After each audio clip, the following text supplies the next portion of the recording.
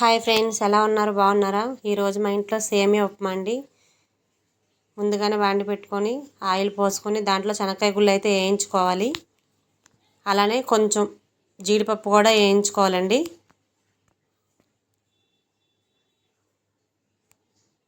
తర్వాత ఆవాళ్ళు,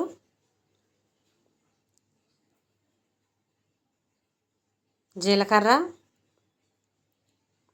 మినప్పప్పు, పచ్చెనగపప్పు వేసుకోవాలి.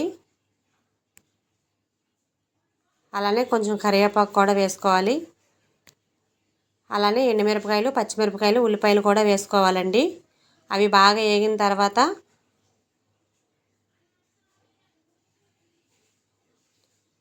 నేను 2 గ్లాసుల నిండా సేమియా పుల్లలు తీసుకున్నానండి. గ్లాసుకి గ్లాస్ వాటర్ అండి. అలాగా 2 గ్లాసుల వాటర్ పోసానండి. అలా కొంచెం ఉప్పు వేసుకొని తర్వాత సేమియా పుల్లలు అయితే వేసుకోవాలి.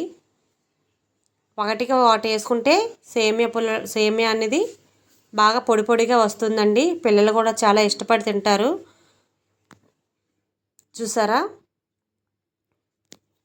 ఎంత బాగా వచ్చిందో? కరెక్ట్గా పక్కా కొలత అయితే ఒకటికి ఒకటేనండి. చాలా పొడి పొడిగా ఉండిద్ది. చాలా చాలా బాగుండిద్దండి. చూసారా, కాజు పల్లీలు అయితే వేసుకున్నాను.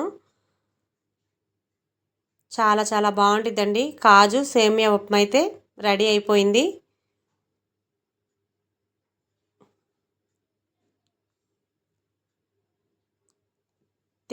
ఇష్టం లేని వారు కూడా తింటారండి. ఇలా చేసుకుంటే చాలా బాగుండిద్దండి.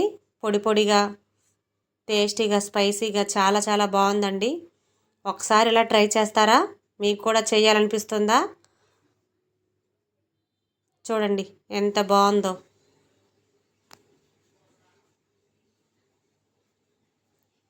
కాజు సేమియా ఉప్మా అయితే రెడీ అయిపోయిందండి.